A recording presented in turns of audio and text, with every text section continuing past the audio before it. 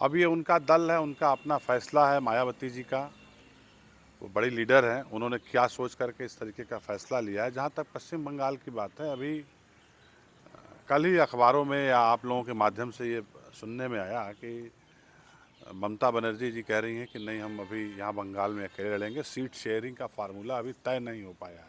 तो आप ये मानते हैं कि ये सारे चीज़ के सूत्रधार खुद अखिलेश यादव जी हैं?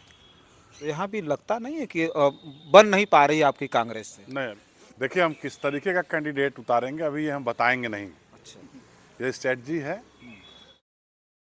साथियों नमस्कार, मैं हूं रजनीश और आप देख रहे हैं आदेश दर्पण और खोज खबरिया।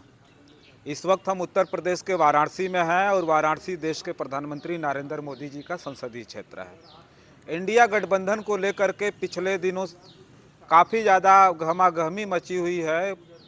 पिछले दिनों मायावती ने कह दिया कि हम अकेले उत्तर प्रदेश में चुनाव लड़ेंगे लोकसभा का, तो अभी कल ममता बनर्जी का भी नया बयान आया है, वो भी अब अकेले चुनाव लड़ने जा रही हैं।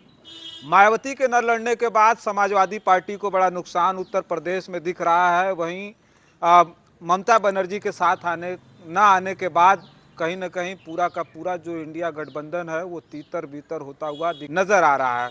हमारे साथ समाजवादी पार्टी के पूर्व मंत्री हैं जो कभी नेताजी माननीय मुलायम सिंह यादव के बेहद करीबी हुआ करते थे, आज समाजवादी पार्टी के प्रमुख अखिलेश यादव जी के बहुत करीबी हैं, मनोज राय धूपचंडी जी। बहुत बहुत स्वागत है आपका। धन्यवाद। क्या कहेंगे, अभी मायावती का बयान आया कि अकेले लड़ेंगी, अब ममता का भी आ गया। माया और ममता दोनों लोग अकेले लड़ने का ऐलान कर चुकी, यानी पूरी तरह से बिखरा हुआ नजर आ रहा है इंडिया गठबंधन। तो सबसे पहले उस पर क्या कहेंगे?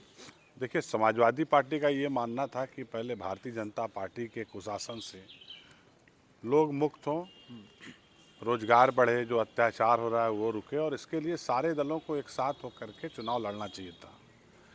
अब ये उनका दल है, उनका अपना फैसला है। मायावती जी का, वो बड़ी लीडर हैं, उन्होंने क्या सोच करके इस तरीके का फैसला लिया है। जहाँ तक पश्चिम बंगाल की बात है, अभी कल ही अखबारों में या आप लोगों के माध्यम से ये सुनने में आया कि ममता बनर्जी जी कह रही हैं कि नहीं, हम अभी यहाँ बंगाल में अकेले लड़ेंगे, सीट शेयरिंग का फार्मूला अभी तय नहीं हो पाया है। अभी चुनाव में समय है।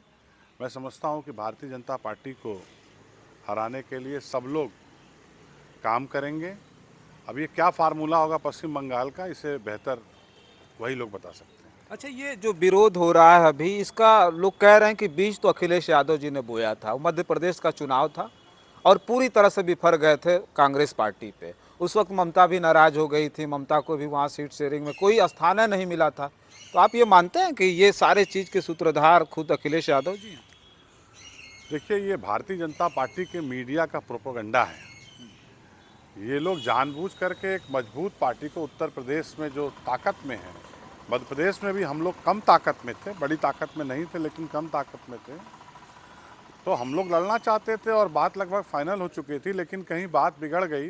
तो हम राजनीतिक पार्टी चलाते हैं, हम अपना आधार बनाने के लिए हम चुनाव लड़ेंगे ही, और वही हमने किया। जहाँ तक इस तरीके का प्रचारित करने की बात है आदरणीय अखिलेश जी के कि वही बीज डाले हैं, तो ये एक भारतीय जनता पार्टी द्वारा प्रायोजित मीडिया, सरकार द्वारा पोषित मीडिया ही इस तरीके की खबरों को चला रहा है। अच्छा, ममता बनर्जी का ये अकेले लड़ने का जो फैसला हुआ है, वो तो सीट का पेच बहुत ज़बरदस्त था कांग्रेस और जो है ममता बनर्जी की पार्टी में। वही चीज़ तो उत्तर प्रदेश में भी अखिलेश यादव जी ने पहले ही कह दिया। पहले जब उन्होंने मीटिंग किया तो बोले थे वो कि 65 सीटों पर हम चुनाव लड़ेंगे। तो यहाँ भी लगता नहीं है कि बन नहीं पा रही आपकी कांग्रेस से? नहीं, अभी ऐसी कोई बात नहीं है, और हम लोगों के 2 राउंड की बड़े नेताओं की, प्रोफेसर राम गोपाल यादव जी के साथ जो कमेटी बनाई है राष्ट्रीय अध्यक्ष जी ने, उनकी मीटिंग हुई है कांग्रेस के नेताओं के साथ, और अभी तक सकारात्मक माहौल है।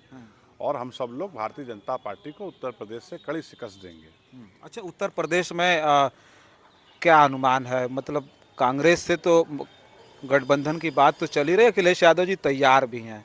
मायावती जी को लेकर के ये कहा जा रहा है कि मायावती जी का जो ये बयान है वो चालाकी वाला है, वो ठीक जो है चुनाव से पहले हो सकता है कि इंडिया गठबंधन में आ जाएंगे। ऐसा आप लोगों को भी लगता है, समाजवादी पार्टी के लोगों को लगता है?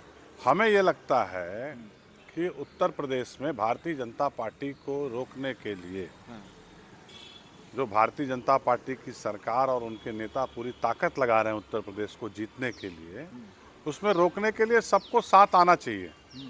अगर कोई नहीं भी आता है तो फिर भी हम अपनी पूरी ताकत से हम संगठन पे काम कर रहे हैं।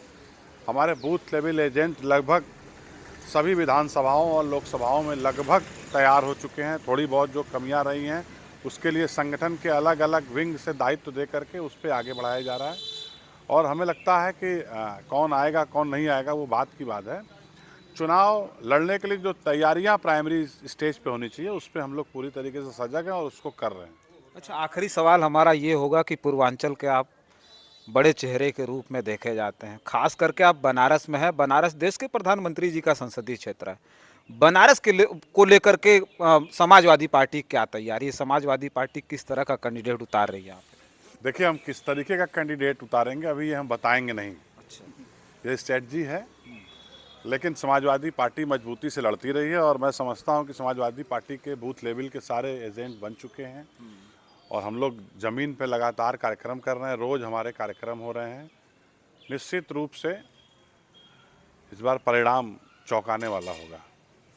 चलिए ठीक है। देखिए, हम चर्चा कर रहे थे, समाजवादी पार्टी के शानदार नेता थे जो पूर्वांचल में अपना बड़ा कद रखते हैं अभी प्रवक्ता भी है और वो प्रवक्ता भी हैं समाजवादी पार्टी के, जिनसे हम चर्चा कर रहे थे। हालांकि नए चेहरों को चैनल पे लाना, नए चेहरे को आपके बीच में रखना, हालांकि हमारी जो है प्राथमिकता है। हम चाहते हैं कि नए नए लोगों से, चूँकि बड़े चैनलों पर आप बोलने वाले लोग हैं, लेकिन हम लोग चाहते हैं कि हम अपनी पहुंच वहां तक पहुंचाएं जो बातें छन करके आपके बीच में जाए और आपको देखने के बाद ये समझ में आए कि जो राजनीतिक घटनाक्रम है लोकसभा चुनाव से ठीक पहले वो किस तरह का है। हालांकि हम बनारस में थे, बनारस में चर्चा कर रहे थे समाजवादी पार्टी के प्रवक्ता पूर्व मंत्री मनोज राय धूपचंडी जी से। वीडियो कैसी लगी कमेंट बॉक्स में हमें लिख करके बताइएगा। और भी खबरों के लिए बने रहें आदेश दर्पण और खोज खबरिया के साथ। बहुत बहुत धन्यवाद।